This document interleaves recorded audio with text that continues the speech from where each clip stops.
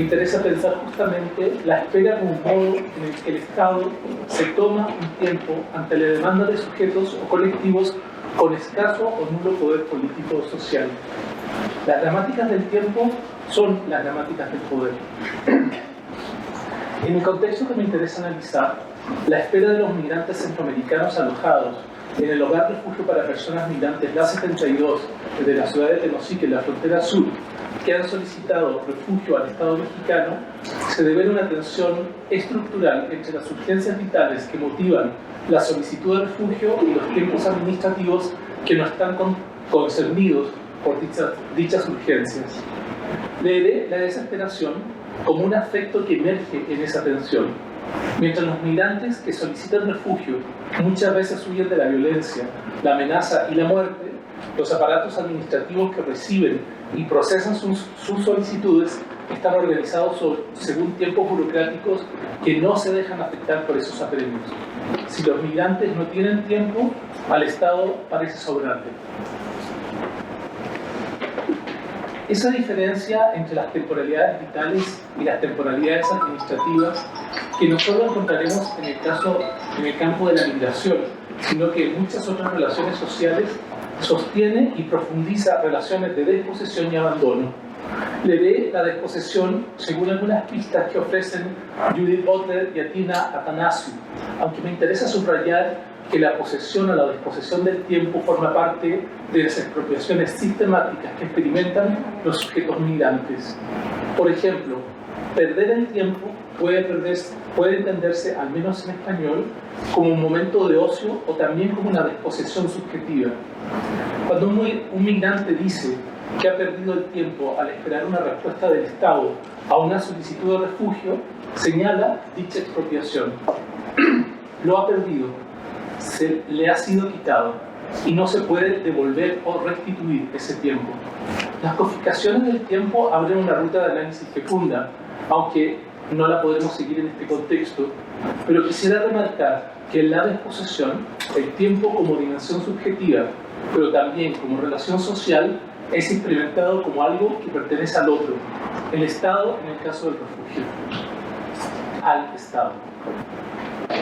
Pero la experiencia del tiempo como desesperación, que emerge de esa relación, de espera urgente, como quisiera llamarla, de los migrantes solicitantes de refugio y de respuesta lenta por parte del Estado, ocurre en los límites del lenguaje y del cuerpo, en esa zona densa pero oscura en la que las palabras y la carne se tocan, pero siguen siendo heterogéneas entre sí. Entonces, no se trata solo de pensar un discurso sobre el tiempo o una experiencia corporal del tiempo, sino apuntar algo que los incluye, pero que es distinto. Atina Atanasiou habla de una articulación tensa en la que sus partes constituyentes, lenguaje, silencio, afectos y los múltiples matices intermedios que podrían existir entre estas dimensiones, no pueden las partes ser totalizadas y permanecen, dice ella, como otras para ellas mismas, fuera de la vista y fuera del tacto, escribe Atanasiou. Presentes, sin embargo, en esa dificultad definitoria o en la ambigüedad de sus manifestaciones y sus formas. Las marcas biopolíticas del refugio permitirían pensar también en una relación tensa entre las condiciones de la huida y las técnicas de la llegada.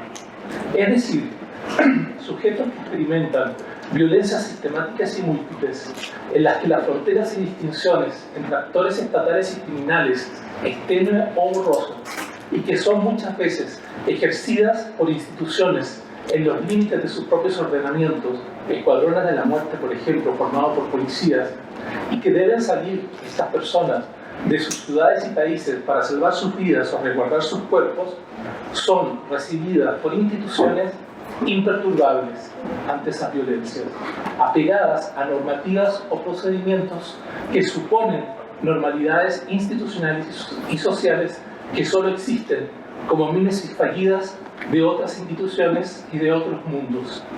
Creo que la desesperación es el efecto en el cuerpo de esas marcas y esos hiatos. Entonces, podríamos hablar de un efecto afecto. Quisiera pensar que estamos ante un afecto biopolítico que emerge justamente donde se trazan las fronteras y los umbrales entre la vida y la muerte, entre violencia y protección, entre seguridad e incertidumbre. Desesperar es esperar poder cruzar esas fronteras y traspasar los umbrales para acceder a las garantías de una vida vivible. Por otra parte, esa relación entre turbación y perturbación e imperturbabilidad tiene un trazo político que podría ayudarnos a entender las disposiciones subjetivas de los migrantes, los estados psicocorporales de la migración y las marcas biopolíticas de las instituciones que intervienen en este campo. Turbar es un verbo de raíz latina que significa desordenar, agitar, alterar, es decir, acciones en las que un estado se modifica y las coordenadas de inteligibilidad se desplazan. Es un momento de transformación, aunque sea circunstancial, pero también remite a turba, esa figura política que habla de grupos de personas violentas y descontroladas. La turba, sinónimo de masa, multitud, muchedumbre, aglomeración, conglomeración de cuerpos que responden a los afectos destructivos antes que a la razón o el diálogo. En los imaginarios de la democracia y la modernidad, la turba es siempre acechante y peligrosa, violenta y también prepolítica. Es indeseable y debe ser controlada. Pero la turba expresa la perturbación que produce el desorden, la alteración, la agitación, el estado de los cuerpos en peligro, sometidos a relaciones sociales violentas. La espera sería una forma de sosegar la perturbación y restituir, según coordenadas de soberanía, el orden y la calma que exige aparentemente el Estado. Pero nos encontramos ante una relación paradójica en la que la perturbación, el desorden que producen las instituciones políticas y económicas, los desbarajustes que provocan en esas vidas, los cuerpos y las psiquis, las clausuras y las fronteras fundamentales que trazan y que dejan expuestos a millones de personas, es calmada por las mismas instituciones u otras que actúen como mediadoras y las distintas formas y estrategias de espera. Y en ese sentido, las distintas formas y estrategias de espera son modos de gobernar esa perturbación. Gubernamentalidades espectrales enmascaradas de la perturbación, gubernamentalidades de la espera y de lo imperturbable. Las turbas de la desposesión, surgidas de los desbarajustes neoliberales y una precarización generalizada de los cuerpos y las psiquis, ellas son sometidas a regímenes de espera, a estrategias de ordenamiento por parte de algunas instituciones del Estado, en este ensamblaje también paradójico de control policial y asistencia humanitaria, que muestra claramente la tensión que trato de explorar, aquello que perturba y esto que serena, eso que trastorna y lo otro que ordena. ¿No es esto lo que vemos en las caravanas migrantes que iniciaron en el año 2018, en los motines de migrantes turbados y desesperados, en las turbas de migrantes que exigen respuestas al Estado y en las estrategias de contención, represión y expulsión concomitantes? ¿No reside una paradoja en esa estrategia bifronte que enuncia derechos pero gestiona deportaciones, o que declama apertura y ejercita un cierre drástico de las fronteras? No son las turbas migrantes, turbas siempre lo pongo entre comillas, figuras del miedo que se ofrecen mediáticamente a los espectadores múltiples que somos nosotros, testigos del sufrimiento, pero también impávidos ante él. La desesperación es la agitación del otro, su sufrimiento dispuesto como tiempo, como duración. Tal vez vemos eso en las aglomeraciones de migrantes sobre el puente del río Suchiate en octubre del 2018. Las fotos la mostraban en la mañana. Turbas y desesperación, colectivos perturbados y alterados, y decisiones de la espera, gestión del tiempo de los éxodos y de las subidas. En esas escenas en las que la gente grita y se aglomera, se ve desesperada y se quiebra, en las que las palabras son reemplazadas por alaridos. En esas imágenes de la perturbación y el miedo, lo que presenciamos, creo, es la teatralidad de la biopolítica, la inscripción profunda de los regímenes de disposición y abandono en los afectos y en los cuerpos, de los afectos y en los cuerpos migrantes. La biopolítica, entonces, no sería la razón sombría de los estados, sino la superficie centellante de los cuerpos y de las relaciones de poder. Ahí donde la vitalidad, la posibilidad de vivir, los acechos de la muerte y la violencia entran en colisión y producen chispas, estragos, perturbaciones, turbas, alteraciones y también desórdenes. Tal vez no contamos con escenas más intensas para esto que las aglomeraciones en el puente del río Suchiate y en los otros intentos por cruzar las barreras de la frontera norte, esas aproximaciones de muchedumbres migrantes a las líneas de la soberanía, o el intento de saltar, de hacer cruzar un hijo, por ejemplo, a través de los muros. Si regreso al tema del tiempo, diré que presenciamos intentos de acortar el tiempo e incluso de forzarlos. Los actos colectivos que buscan cruzar de forma desordenada las barreras y los límites fronterizos, que saltan las barreras administrativas para ingresar intempestivamente y colocar a los cuerpos en otro territorio, todo eso muestra una pugna por los tiempos y las temporalidades en juego. El tiempo de la huida y el peligro, y la urgencia, el tiempo de las burocracias, sus parsimonias y sus procedimientos. En esas escenas, sobre un río o en medio de los desiertos fronterizos, atestiguamos una colisión de temporalidades que son producidas por relaciones paradójicas a las que apuntamos antes, el desbarajuste de las formas y de las posibilidades de sobrevivencia y la gestión de los cuerpos desesperados, la producción de existencias expuestas y su administración humanitaria. Esperar, sostiene Javier Aullero, es parte de los modos de dominación. No es el resultado azaroso, aunque no necesariamente es un objetivo buscado de algunas relaciones de poder. Los dominados, diremos, esperan y el tiempo de espera de la propiedad es proporcional a la cantidad de poder disponible. A menor poder, mayor espera. Los pobres, escribe también Aullero, están sometidos a los tiempos de los otros, sujetos de todos los azares, escribe Aullero citando a Engels.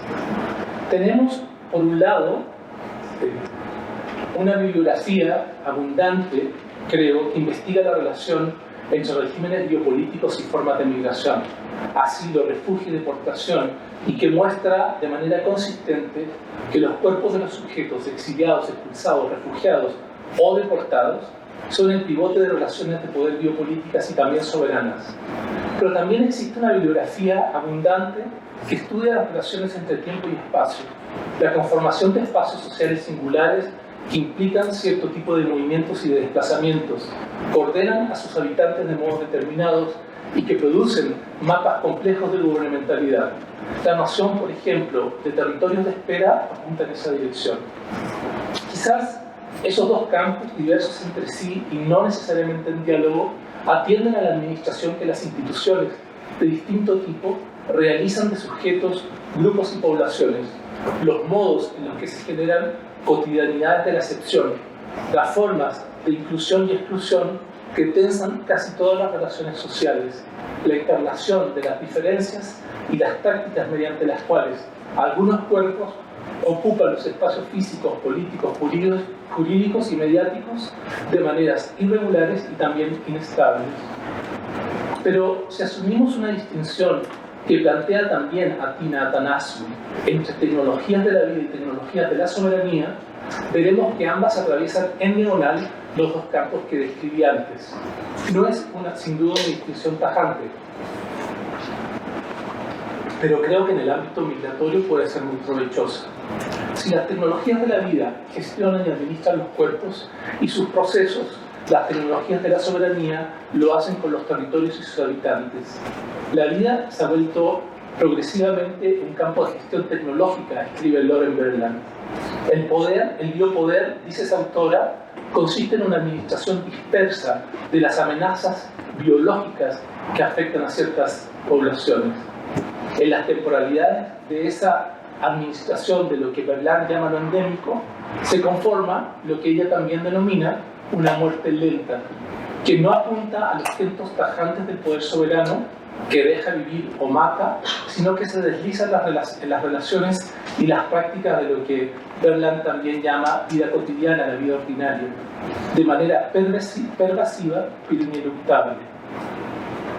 La migración indocumentada es siempre un asunto de vida y soberanía, en sus formas modernas y globales. Y si esa distinción fuera válida, podríamos pensar que las redes de ayuda humanitaria operan las tecnologías de la vida y gestionan los cuerpos biológicos de los migrantes, mientras las instituciones del Estado implementarían tecnologías de la soberanía y controlan a los sujetos y sus movimientos, y administran los cuerpos políticos de los migrantes. Sin duda, esta no puede ser una distinción definitiva, y en la práctica esas tecnologías y gestiones son borrosas, pero al menos permite entender que el refugio, tal como se configuró en los últimos años en la frontera sur de México, resultó del entrecruzamiento de tecnologías de la vida y de tecnologías de la soberanía.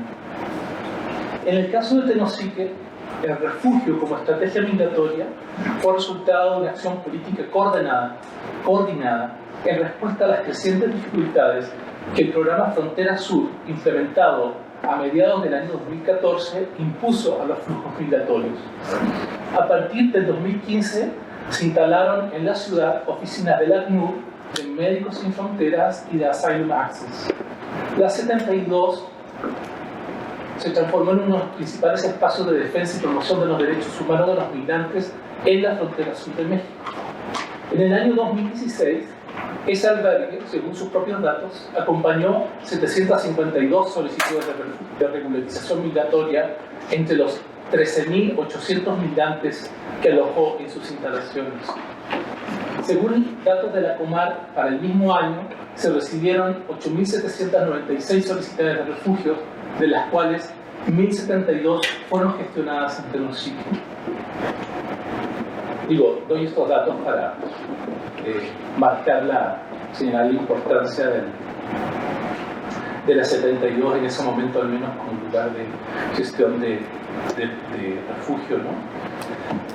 Voy a pasar a otra cosa, a un apartado que se llama albergues bodegas.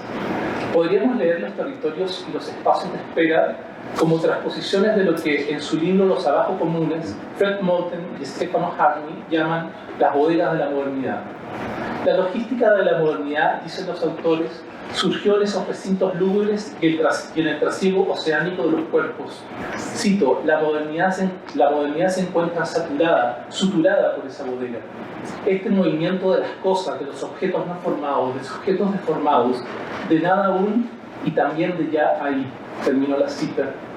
Pero lo que parece una experiencia histórica singular y superada, el tráfico de esclavos, retorna mediante otras manifestaciones, y nos percatamos, y vuelvo a citar, que permanecemos en la bodega, en la fractura, como si entráramos una y otra vez a un mundo roto, para trazar su comitiva visionaria y unirnos a ella.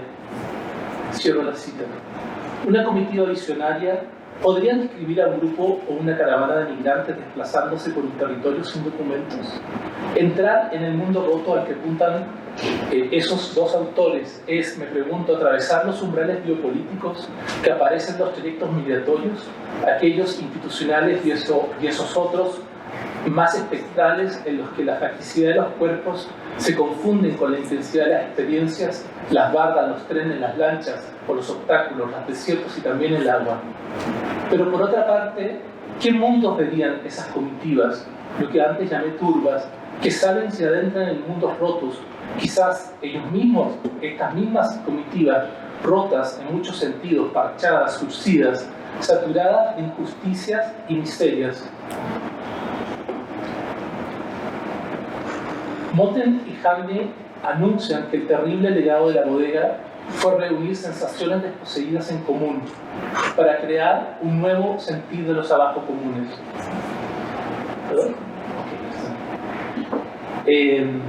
Entonces, las bodegas del tráfico transatlántico de esclavos reúnen esas sensaciones desposeídas, las sensaciones de los desposeídos que también interesaban a Butler y Atanasio. Tal vez dirán, me desplacé demasiado con respecto al tema de esta presentación, pero quisiera señalar dos puntos que me parecen importantes y que están vinculados de cierta manera con lo que acabo de exponer. Primero, los albergues y las casas migrantes, la red de solidaridad que existe en muchos lugares de México, forma parte de las infraestructuras contemporáneas de la precariedad y la desposesión, así como las bodegas de los barcos esclavistas lo fueron de la primera modernidad occidental. Aunque no los comparo, sostengo que las actuales, comillas, bodegas solidarias, pero también los centros de detención o deportación, en todos los cubículos donde se organizan y se gestionan los flujos migratorios, donde se acumulan los cuerpos y se los encierra de modo más o menos relativo, ahí se gestan las infraestructuras biopolíticas contemporáneas de la migración. Y dadas sus formas y funcionalidades, podríamos dejar que las bodegas de los barcos nos sugirieran imágenes para pensar estas otras disposiciones. A esos espacios sumaría, sin duda, los vagones de los trenes y los remolques de los camiones que trasladan migrantes indocumentados por las carreteras de México y que hacen parte de lo que podríamos llamar las infraestructuras globales del tráfico de personas. Voy a saltar una parte para ajustarme el tiempo. Estas son las logísticas de la migración, en sus formas estatales y civiles. Son también sus infraestructuras. Creo que debemos comprenderlas para entender a su vez la gestión de los tiempos y la administración de los espacios. La cofuncionalidad humanitaria, las biopolíticas, la cofuncionalidad humanitaria, biopolítica y estatal, que parecen divergir en sus discursos objetivos, pero que tal vez convergen en su registro logístico e infraestructural. Las gubernamentalidades se juegan en ese plano. Y cierro con esto. A mediados de 2014, recibí un mensaje en mi celular de una familia de salvadoreños que conocí en la 72 y que habían solicitado refugio. Después de vivir muchos años en los Estados Unidos, él regresó a El Salvador y con sus ahorros instaló un comercio. Las pandillas comenzaron a extorsionarlo y asesinaron a una de sus tías. En esas condiciones no pudo sostener su negocio y huyó primero a Honduras y luego a México. Llegó con su esposa y su hijo de 10 u 11 años. En la 72 se quedaron durante varios meses hasta que les denegaron la solicitud de refugio. Cuando conversé con ese migrante, me comentó que deseaba viajar hacia el norte del país porque tenía familiares en Guadalajara e intentar armar otra vida allá. Pasaron por la Ciudad de México y solicitaron ayuda a una organización que trabajaba con familias migrantes, pero cada vez que pedían ayuda entraban en las temporalidades de las organizaciones que la brindaban. Eso suponía lentitud y él se sentía en muchos sentidos desesperado. A su vez, experimentaba una tensión creciente entre las protecciones que ofrecían espacios como la 72 y las arbitrariedades que vivían las relaciones cotidianas e institucionales en México. O esperaba en esos albergues o avanzaba en medio de la incertidumbre y de los abusos. No había, parece, una forma intermedia. Cuando platiqué con él, tuve la sensación de que no solo buscaba un lugar donde llegar, que también huía algo de algo que no tenía un carácter espacial. Por así decirlo, percibí que también huía de su propia huida. La solicitud de refugio no era en ese sentido solo un acto administrativo, también era la búsqueda de un reconocimiento ante los riesgos que experimentaba él y su familia. ¿Podría solicitar refugio a alguien al que no le haya sucedido nada verificable, pero que experimenta los estragos de una situación de violencia generalizada?